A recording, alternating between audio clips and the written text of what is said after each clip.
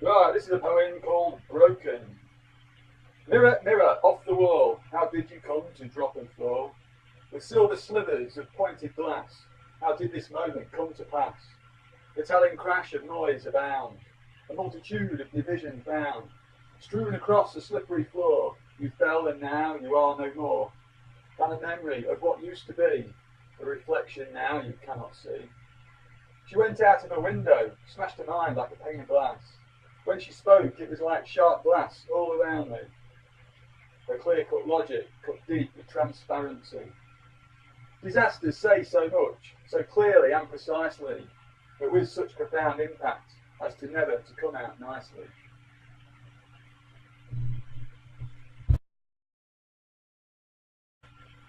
Right then, fiendish little circles. Following footsteps faintly in the snow, I've got the scent, I know which way to go.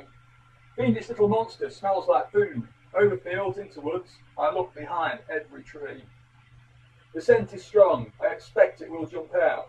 I hear myself breathing whilst quietly looking about. Suddenly in my face, a smiling circle with a frown. I smack him over the head, terminally beat him down. Left in excited shock, I'm ready to eat, starting at the bottom with its candy-flavoured feet. I feel other monsters watching from afar, eyes blinking in the darkness, little bastards.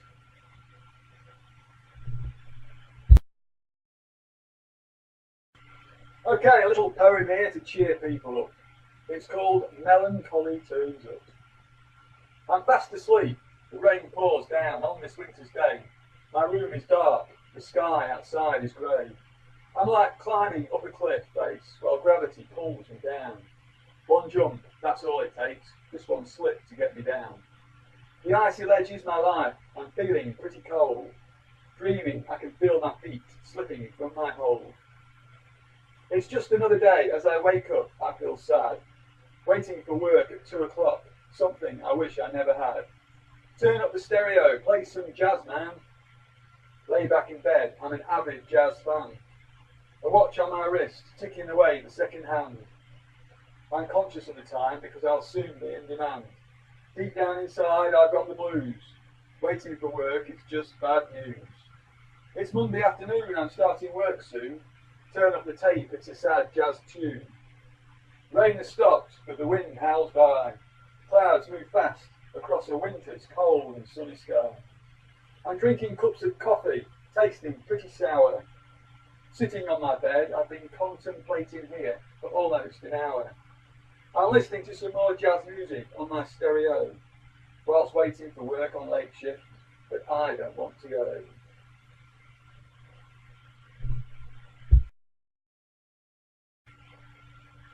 Right then, I've got a poem about work. It's called Sunday Night, Monday Morning. I get in bed from rain I hide, under covers deep inside, where I like to be, where my bed and I seem to agree. I'm tired, a physical state. A humming in my ears tells me I'm up too late. With legs like jelly, feet like lead, I feel I am the living dead. At around the midnight hour, there's a tapping on my window from the midnight shower. There's no one in the streets below, the cold is now beginning to show. It's winter time, but I'm feeling warm, although I'm not on top form. A manic Monday lies ahead, so in the meantime I'll savour this moment in bed. I wait to hear traffic below, to see outside falling snow. I smell fried breakfast waiting to be washed down with a mug of tea. It's Monday morning, lazy and still. I'll ring up work, tell them I'm ill.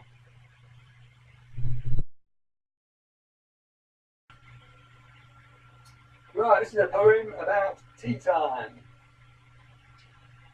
Right, here we go then. Can you imagine my teas so nice? Sweet with sugar, full of spice, making me sigh. I was hungry and blue. Her sponge was a beauty, and fluffy, it's true. Full cream milk, warm by keeping abreast. I quench my thirst, inwardly digest. I drink her thoughts, they always delight. She feeds my mind, I take such big bites. Fish on a dish, salty and hot. I eat her protein, all that she's got. Her buffets are always a jolly good spread. She always makes sure I get well fed. We make a loaf, she lets it grow. rising in the oven, baking the dough. I was never starved, no girl could beat her. She was so tasteful, I just had to eat her. Right then, this is a poem about mathematics. Here we go then. It's called The Abuse in Calculations of Perfect Patricia Plenitude. Reciprocal Roger had nothing going on. He hurled abuse at Patricia until she was to the power of -1. Roger became the man Patricia loved to hate. With overtime she recovered back to her positive 28. Along came Chris to 2 decimal places. He was a radical sign. He squarely rooted Patricia until she was 5.29. She lost her integrity, an integer no more. She decided to try a cubic root. This gives a really radical score. It was only of a medium size, but accurate to 5 sig figs. It opened Patricia's eyes. So now that Patricia has become an irrational surd, do you know what number occurred? To 0.0001, to Patricia's horror, she found he was positively a relative error. But that's another one.